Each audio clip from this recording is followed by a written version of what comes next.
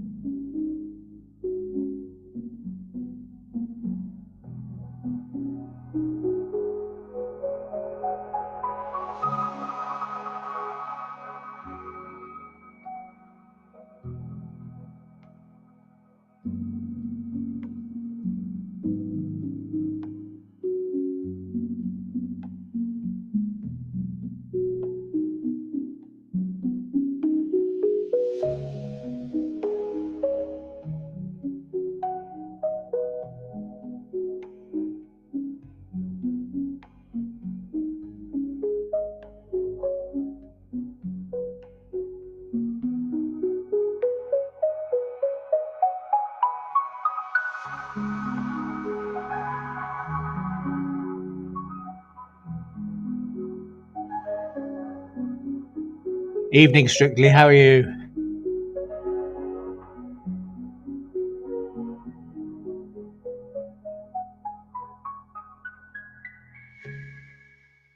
How goes the troll vaccination?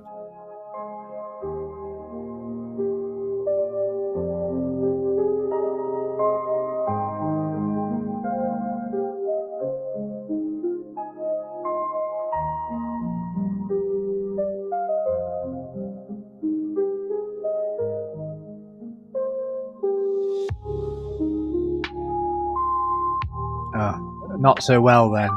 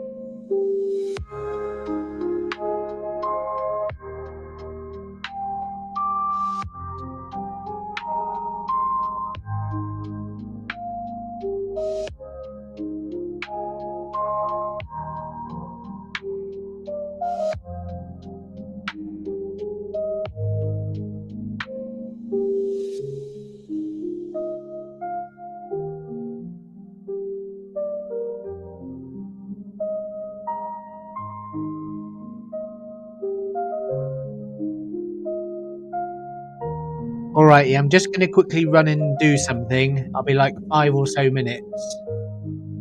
I'll just be AFK for about 5 minutes, okay?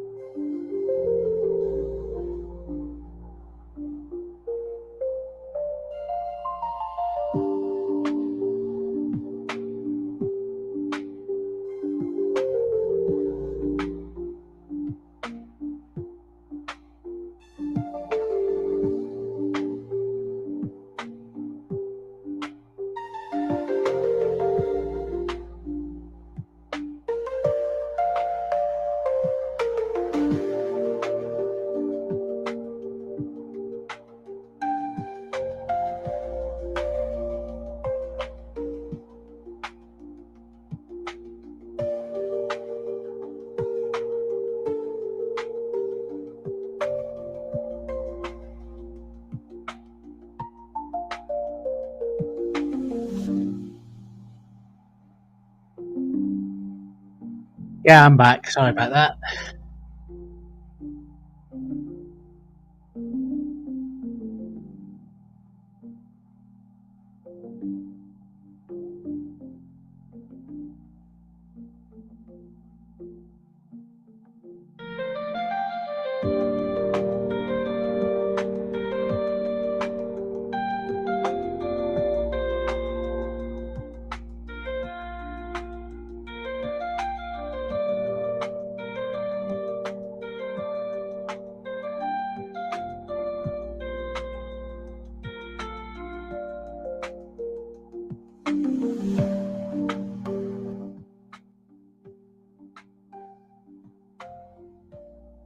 Okie dokie.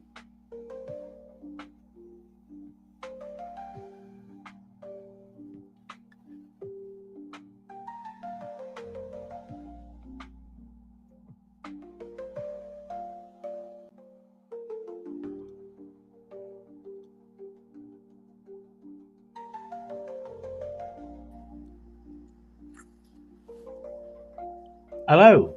Hey, how are you, Richard? Can you hear me? I'm not Richard. That's someone else. Yeah, I can hear Oh, you. I'm Yeah. sorry. I'm so sorry. I thought your name was Richard. No, that's I'll RB Rail. excuse me, That's RB Rail.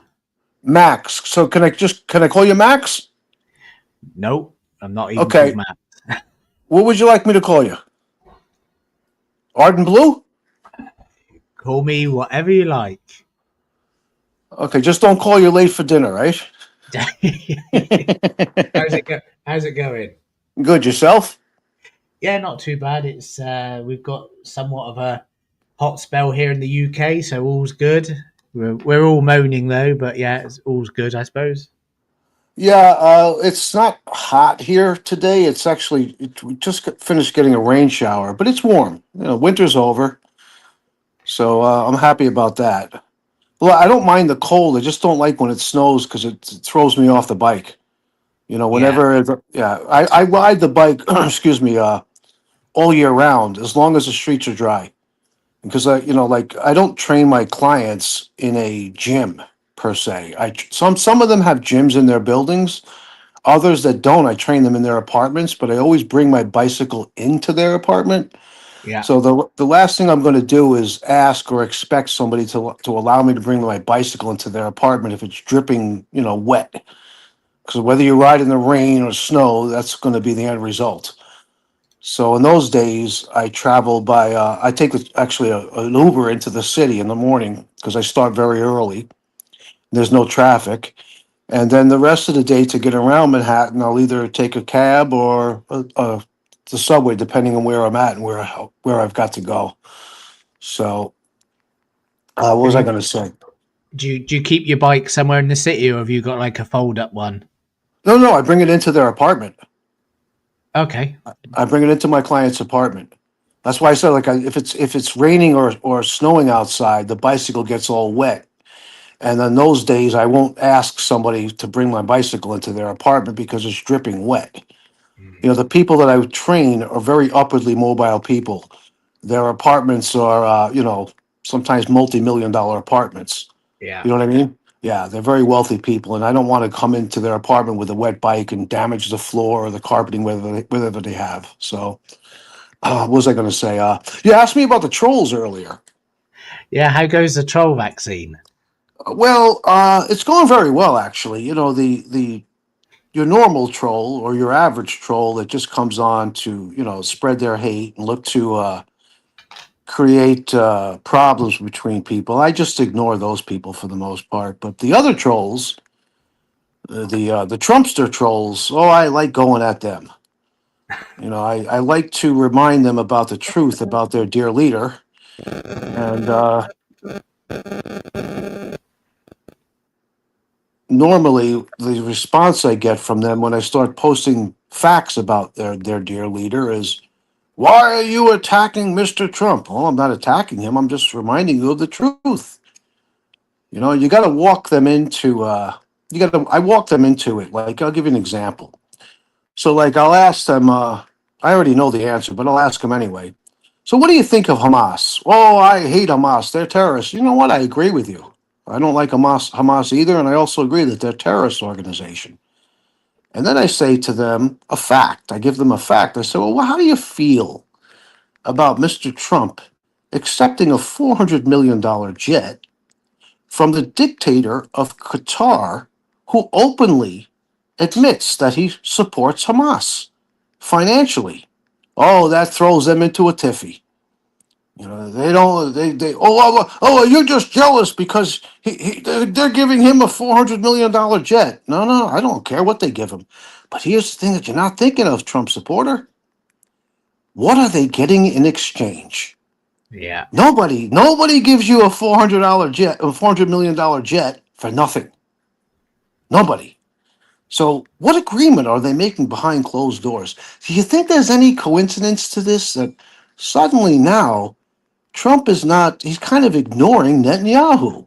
You think there's any coincidence between that and his visit over there with the leader of, the dictator, shall I say, or should I say, of Qatar? You think there's any coincidence? You know, that's the guy who admits to financially supporting Hamas? Think there's any coincidence to that? Well, I don't. Remember, and then I remind them, remember, Mr. Trump is the guy who told you when he was first running back in 2015 during the campaign that he can't be bought, that he was going to finance his own campaign, and because he was this multi-billionaire, he couldn't be bought. Well, he's proven time and time again that he wasn't being accurate. They're all bought. It's like there was a shot of him in Saudi Arabia with the basically presenting all of the bloody tech billionaires over there, you know, and like the post says, look carefully, this is where you should be putting your money into the stock market. And Right. and actually, you know, I thought, that is. Yeah, you had Elon Musk there, you had all these, you had Nvidia CEO, all of them were there. All of the up and coming tech billionaires, they were all there. All to Yeah, toot their wares. I'll catch them in chats, and they'll be saying something to this effect. Well, how could the Democrats be against Mr. Trump's executive order to lower the price or the cost of drugs? And then I'll respond with, well, could you explain exactly how that's going to work? How exactly is Mr. Trump? I didn't know he had the authority to force the pharmaceutical companies to raise or lower their prices. How is that going to work? Then you get silence. And then I say to them, it's funny. I wonder why he didn't do this during his first term in office. Oh, wait, I forgot to mention this. Do you know what the the Inflation Reduction Act is? No, I never heard of it. Well, that's something that President Biden put into effect. Do you know what was included in that arrangement? Lowering the cost of not all drugs like Trump is promising, but some drugs. And guess who did away with that? None other than Donald Trump. Now, I got another question for you, Trump supporters. Since you believe that Trump is actually going to lower the price of drugs through his executive order, I'm wondering why he didn't sign an executive order or a bunch of them. One to lower the price of gasoline, another to lower the price of groceries, another to lower the price of health care coverage, another to lower the price of cars, another to lower the price of electricity. Why is that? And then they say they go into a state of cognitive dissonance.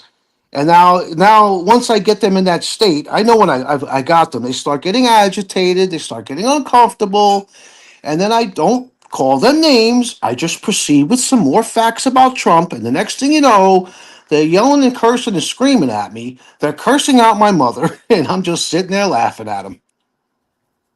Yeah. So I will admit that I do like or enjoy trolling Trump supporters, but I don't troll the way they troll. I just troll. I don't even know if you could really consider this troll just by posting facts about the dear leader.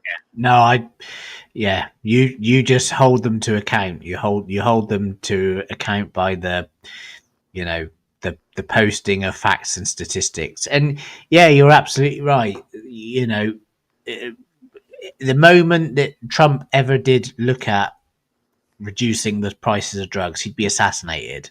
Exactly. And that Exactly. we had it Exactly. we had it here in the UK with our Labour government when they were just on their electoral campaign. Oh, we will never increase taxes. We will never make any changes to benefits. Within the first couple of weeks they were in power, they cut benefits to the elderly.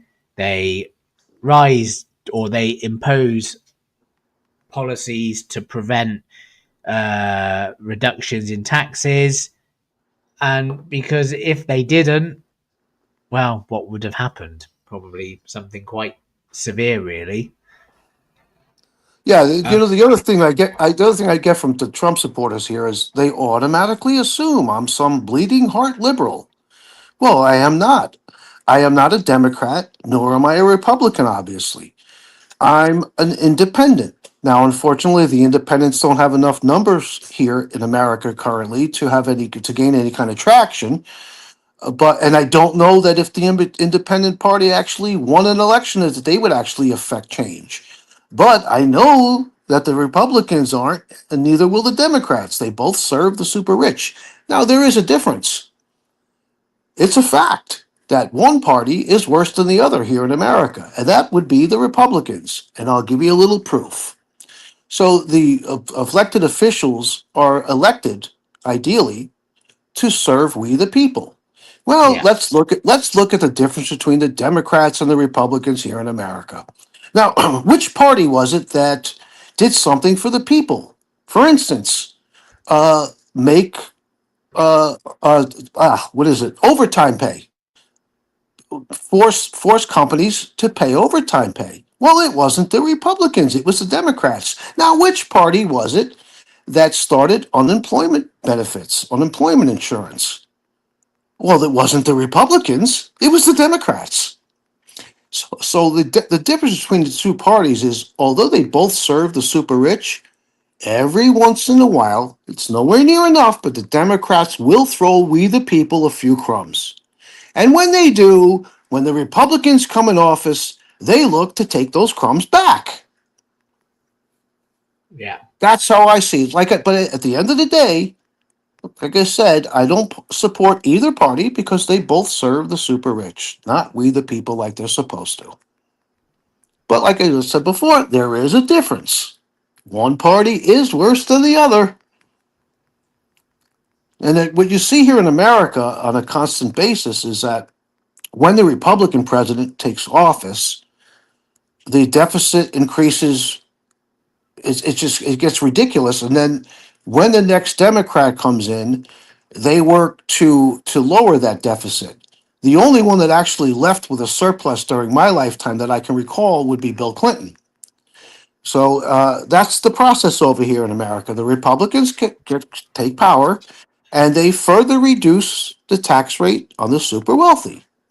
And then the Democrats, when they come in the next time, they try to undo that damage as best as they can. But once again, because in the end they're serving the super rich, nothing or not much gets accomplished. It's like yeah, the way I see it over here is like, and I would imagine it's probably very similar where you are. The super rich convince the population that they say this is what they say. They say, listen, there's one cookie. And we're the super rich, so we create the jobs. So we get 99% of the cookie. And then that crumb that's left over, that 1%, each of you, the people, you each get a little tiny crumb from that 1%. But watch out because the immigrants are going to take your crumb. Oh, no, no, no, no. It's the super rich that take the crumb. It's not the immigrants. You yeah, see, in America, the immigrants that are coming across the border, they're coming in large part from South America. Now, let's look at South American countries. Well, first of all, they're all Catholic, which is, I'm not going to get into a religious conversation, but I bring that up because, the Catholics over here, they're against those people, but wait a minute, they're Catholic. Don't you look out for your own people? They have the same. They practice the same religion as you. But here's the bigger thing is that in those South American countries, let's look at Mexico, for example. Education is not high on the list of priorities. Like a country like China, right? Education is way up high on the list of priorities.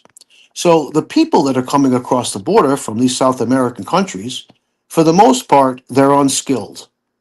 They're not taking the jobs of doctors and lawyers and the likes. They don't have the skills or the schooling for that. So what jobs are they taking? Well, they're taking the jobs that Americans don't want. But it goes a little further than that, right? They don't hear them say, oh, the immigrants are stealing the jobs. Is that right? Well, let me ask you a question. So, how are they stealing the jobs? What are they walking into the employer's place of employment, putting a gun to their head? Wait a minute. Hold the phone. Now, these employers, they're American born citizens. So these American born citizens who own these companies and these businesses who are hiring these immigrants, well, aren't they responsible? They're the ones giving them the jobs. Well, wait a minute. Let's go a little further. These jobs that you claim that the immigrants are taking from you are jobs that you're not willing to do anyway, right? Oh, well, what do you mean? Well, what do I mean? Well, let me give you an example. Instead of sitting on your ass on YouTube all day, would you be willing to, purchase an electric bike and go out and deliver food for DoorDash or Uber Eats and the likes? Well, no, that's beneath me. Well, they're doing those jobs. So when you call Uber Eats in New York City, this is a fact what I'm telling you. On any given day in New York City, 7 days a week, there's 65,000 plus people riding around, mostly on electric bikes, delivering food. And the vast majority of those people are people, whether they're American born, most of them are immigrants, they have very low levels of education. Yeah, But it's you the know what? same here. Yeah, but you know what? They're out there working for a living. Yeah, and I think yeah, you've hit the nail on the head. I think this is this is culture that has been set by successive governments, successive political parties. In that, there's been this battle that ethnics are the problem, ethnics are the cause of the shortage of jobs in the job market. But the reality is, however that has come to be, whether it be through freedom of movement here in Europe that was allowed to happen, and now ultimately we're probably paying the prices of not being a part of the EU, because now certain commodities aren't as freely accessible or freely sanctioned as they once were, and neither is the workforce that was once there. Yeah, well, let me tell you something that happens here in America that I see on a daily basis. Now, not on every corner, but on many corners, you'll early in the morning, you'll see a bunch of Hispanic men standing on the line on the corner. And you're like, what are they doing? I'm going to tell you what they're doing. They're waiting for the contractors to come by to hire them as day laborers for the day. Now, who are most of these contractors? Oh, well, they happen to be white men who also happen to be Trump supporters. Now, why are they hiring these? I don't know if the majority of these people they're hiring are just immigrants here legally or illegally. But the fact of the matter is, the reason why these contractors are hiring them for the day as day laborers is because they can pay them half of what they would have to pay an American born citizen to do the same work. So they can get two workers for the price of one. So it goes back to what I was saying before. Are the immigrants stealing the jobs, or are the American employers giving them the jobs? Well, it's quite obvious. The American employers are giving them the jobs. So maybe their ire should not be directed at the immigrants. Their ire should be directed at the American employers who are hiring them. And when I Yeah, say When I say it's not on every corner, no, it's not, but it's in every borough. All five of the boroughs here in New York City. Have Have you You'll read find.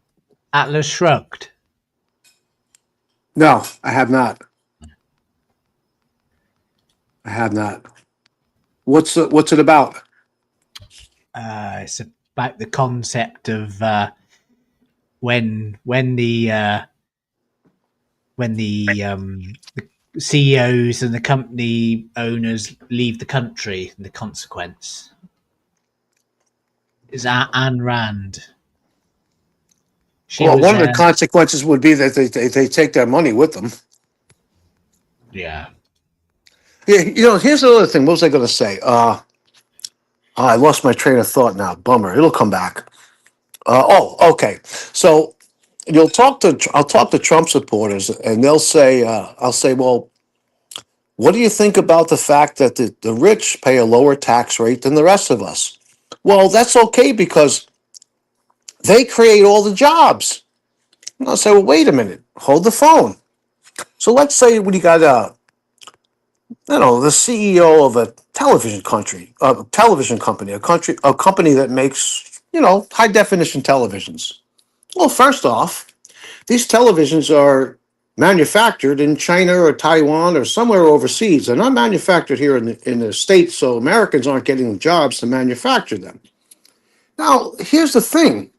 Now, how did the guy who owns this television company, how did he become rich? It wasn't by hiring Americans. It was by selling televisions to Americans. And without the sale of said televisions, they wouldn't be rich now, would they? So, it's the middle class in large part, what's left of it anyway, that are buying these televisions. So without the purchase of the televisions, they would never become rich. Did you understand? I know you understand where I'm going with this, but I asked him, do you understand do you follow me? Am I going too fast for you? So, why is it that you really believe that they should pay a lower tax rate than the guy who's flipping burgers? That's not fair. Oh, let me remind you that when Trump was in office his first term, he dropped the corporate tax rate from 35% down to 21%. And he said the main reason why that needed to be done was twofold. One, so that what was it? The corporations would bring their manufacturing back to America. And two, the $2 trillion or so that they had parked overseas was there because they didn't want to pay 35% taxes on it. So now that they only have to pay 21%, they'll bring that money back. Well, they did bring the money back. And the vast majority of it they used to buy stock buybacks in their own companies.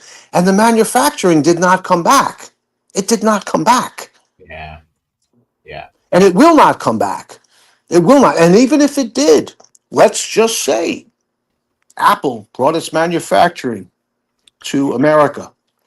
An Apple phone that you're now paying $1,000 for, because it's manufactured in China or India or wherever, you'll now be paying $3,500 for. yeah, exactly. And even if they only bring a proportion of their manufacturing back to the States, because these companies will exploit every loophole and bylaw of these agreements, and and Trump's clever because he will make it appear that he's brought American companies back to the US. He's brought American companies production back to the US, but he'll do so in a way that will allow companies to bring a proportion of their production back.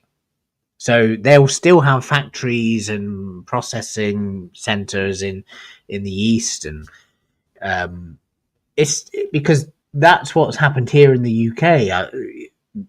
We've had consecutive conservative governments over the last 10 or so years, and that's kind of how they have played their game to say, look, we want British production back in the UK. This is how we'll do it. And so yes, there has been there's been re-energization with companies like Siemens and other companies that that are based in the East. But here's the thing, Richard, what you have to consider. I want to speak once again for America. So, in order for a company to bring its manufacturing back to America, well, that's an awful lot of money they got to spend because, first off, they have to build the plant. They have to build the manufacturing facility. Now, Absolutely. that will create jobs, short-term jobs, and the steel workers and carpenters and things like that. But here's the problem: most Americans see working in a factory as beneath them. Yeah. Unless that factory was paying them $35, $40 an hour with fringe benefits, healthcare insurance and 12 sick days and holiday pay and 3 weeks vacation, they're not going to do those jobs anyway. It's beneath them. You see the older generation, right? People, I would say 60, 65 years and up, they were the best generation. They were they were actually, I'm part of that. We were the best generation. We come from a generation of hard work and people who fought in the war and had values. That's all gone out the window now.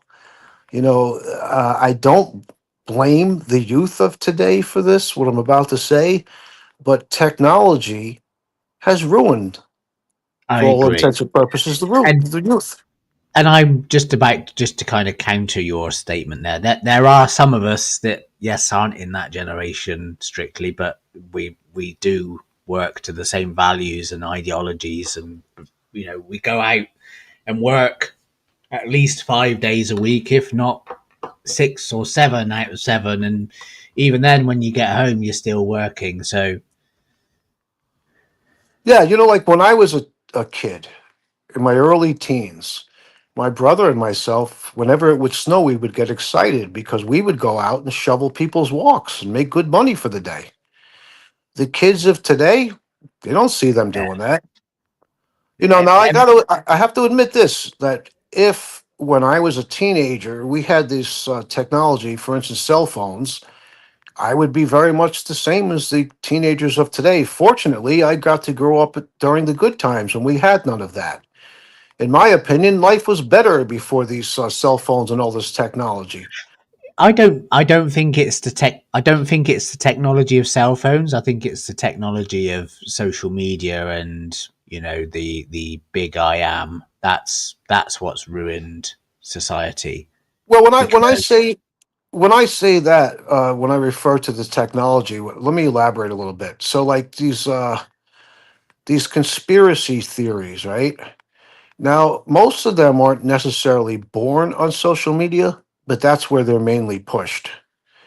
Social media platforms are all some to a greater degree than others, but they all allow the pushing of misinformation and disinformation and conspiracy theories.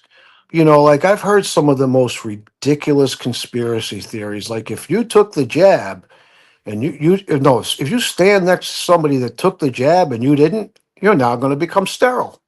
And they actually believe this. It's like some of the conspiracy theories I've heard people spit out is just unbelievable. And it's become now. I'm not going to blame technology or social media for this, but we've come to a state where many people think that their opinion is actually a fact. They don't understand the difference between an opinion and a fact, or even an opinion and an informed opinion. I'm entitled to my opinion. Yes, you are. But your opinion isn't a fact. And facts don't care about your opinions or your feelings. Plain and simple. yeah, Like totally, I, I, totally. I, I'll give you an example. Like somebody will say, I'll ask somebody a question. I'll say, who do you think was the greatest heavyweight? Who's the best heavyweight of all time? And they'll say, Muhammad Ali. Now, in my mind, he was one of the best of all time, but I'll never say he was the greatest of all time. You know why? Because you can't prove it. You can't Yeah, prove that. You can't prove you can say, I'm not a soccer fan, but You could say Messi was the greatest player of all time, and I'll say, well, can you prove it? No, you can't. It's just an opinion. Was he a great player? Absolutely. But how could you say anyone was the greatest player of all time? Well, I'm going by the statistics. Well, that doesn't necessarily prove that any player in any sport was the greatest of all time. You know what I'm saying? You could say, well, Michael Phelps won more gold medals than anyone in the history of the Olympics. Well, okay, that's true, but that still doesn't mean he's the greatest swimmer of all time. You know what I mean? Yeah. And they get all flustered because they believe that their opinion is a fact when it's not. Yeah. That's just tribalism, though. It's just tribalism. It's social media. Is that whole thing of, like you said, with the COVID vaccinations. It not only that, but it just means that people that everyone competes with each other now, and that's why we talked a minute ago about the job market and migrants, you know, taking the jobs, and then migrants becoming the villain because they've done that. It's because people compare themselves and thinks, well, neighbor A is doing this job, and neighbor C is doing that job. Well, I should do that job as well. But they're not prepared to make the steps towards doing that. They're just assuming that because I live in the same street, I should have that job. That's right. They don't have the education the qualifications for the job, and they're too lazy to go out and get them. They think they're entitled. Yeah. Yeah. So I was going to say something and I lost my train of thought again. It'll come back. It's just Oh, okay. I was back to social media for a second, if I could. So the only platform that I use is this platform, and the reason being is that it's my opinion. I'm not stating it as a fact, but from what I can see, it's one of the fairer. I'm not going to say the fairest, but one of the fairer platforms. And what I mean by that is, like, I actually like the fact that they prohibit you from saying certain things, like from advancing violence. I think that's a good thing. Or promoting violence. I think that's a good thing. And I hear these Trump supporters on this platform constantly complaining how their right of free speech is being violated by the creators of YouTube. And I say, well, hold the phone. Number one, you had to sign the agreement in order to open your account. Did you read the agreement? Well, no. Well, no. Well, you should have read the agreement. Number two, actually 3 points. Number two, the creators of YouTube have every right to establish rules. Number three, if you don't like the rules, get off the platform. Yeah. Yeah. Because your constant whining, you know who you sound like? Mr. Trump. He's constantly whining about how this is unfair to him and that is unfair to him. And you're doing the same thing. If you feel YouTube is unfair to you, get off the platform. Plain and simple. Don't talk about it, be about it. If that makes any sense to you. So, I like when I make titles for my videos, I try to word them carefully, right? Like, I'm not going to put in the title that anything that suggests, like danger or something that somebody could be offended by. You know what I mean? Because people will complain. They complain about everything today. So maybe that's not a good example, but that's one that could come off of the top of my head right now. So, like I said, I'll give you an example. So, like Twitter, right? I used to have a Twitter account.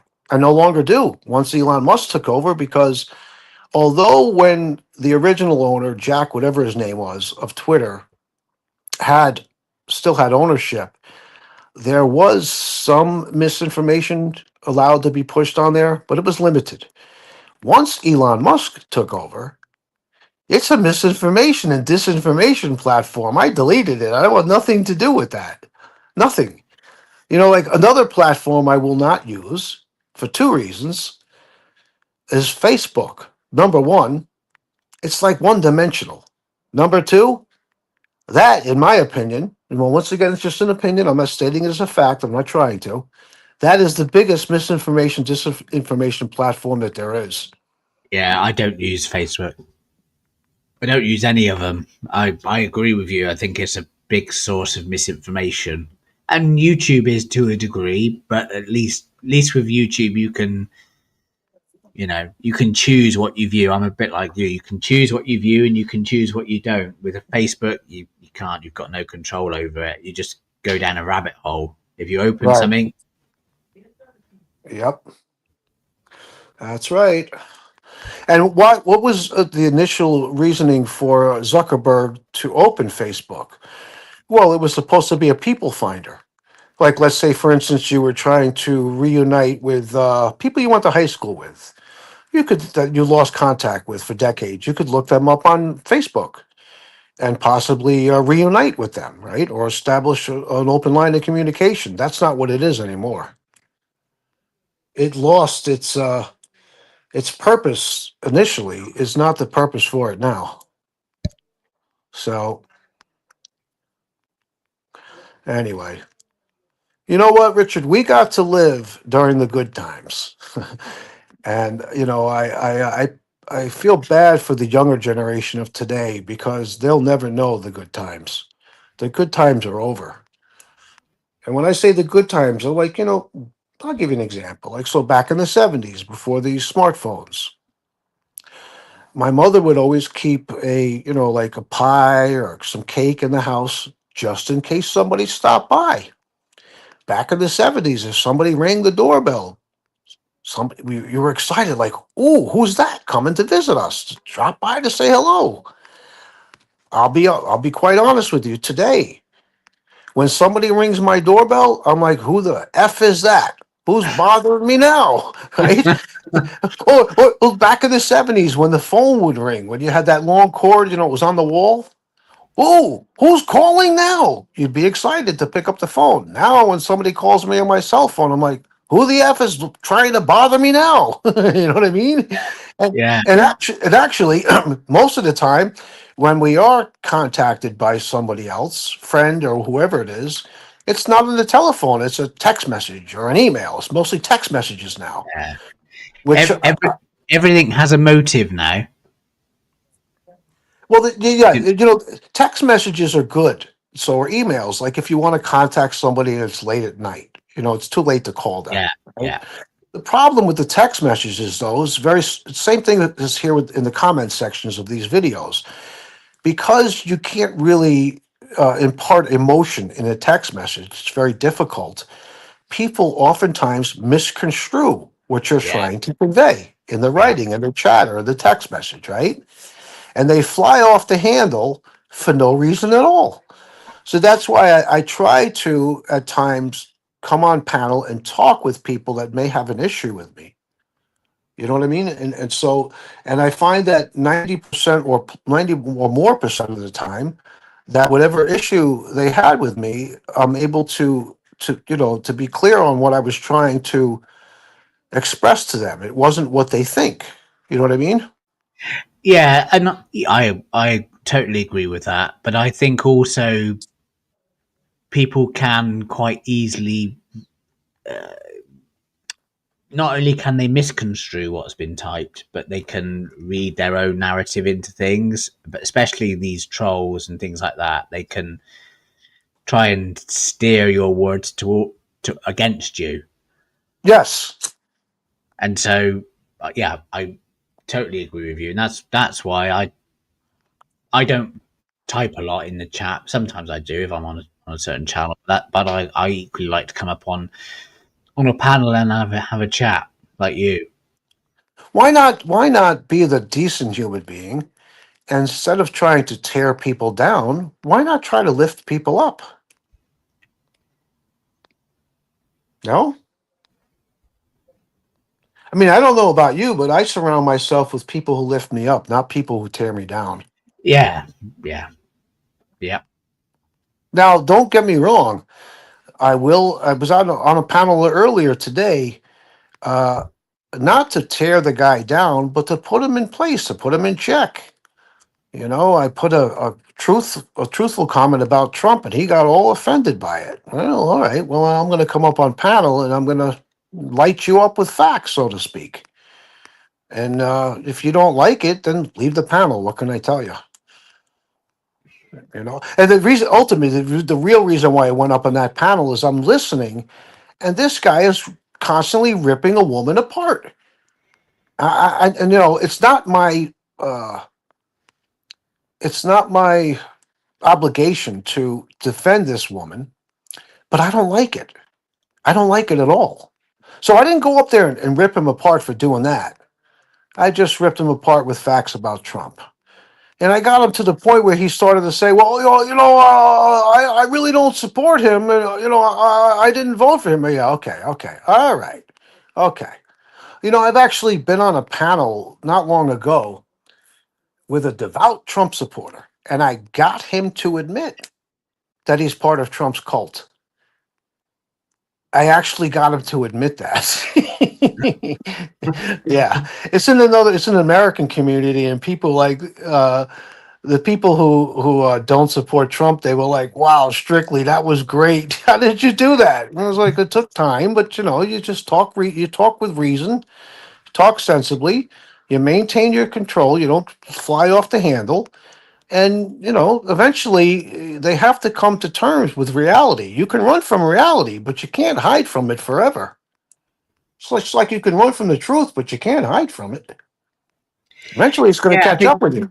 yeah, I think you touched a bit on it earlier. I think people latch on to the concept of the political leaders being kind of their saviors, and they latch on to one message or one ideal that person is presenting before them, but they don't when you challenge them, because when you challenge the supporters, because the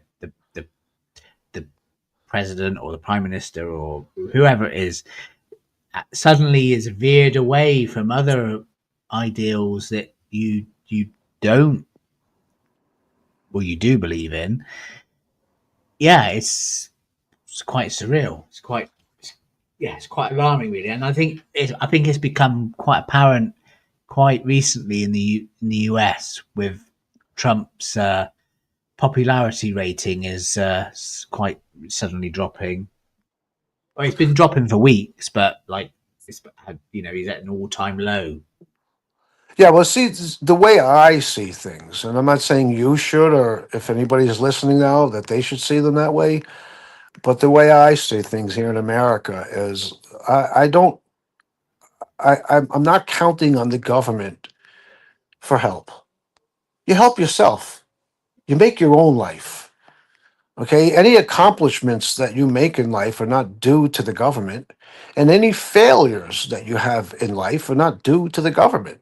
That's You either take the responsibility yourself or it's a cop out.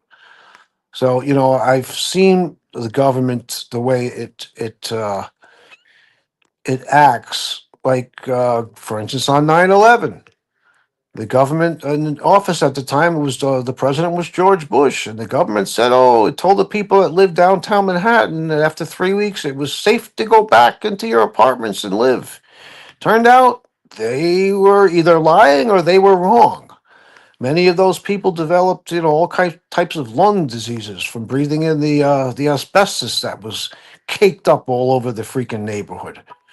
So I don't rely on the government. I rely on myself. Plain and simple. But you see, the Republicans, right? Whether they're Trump supporters or not, obviously most Republicans are Trump supporters. They say the government is too big, too controlling. Well, yet they still look to the government to help them. So which one is it? You can't be both.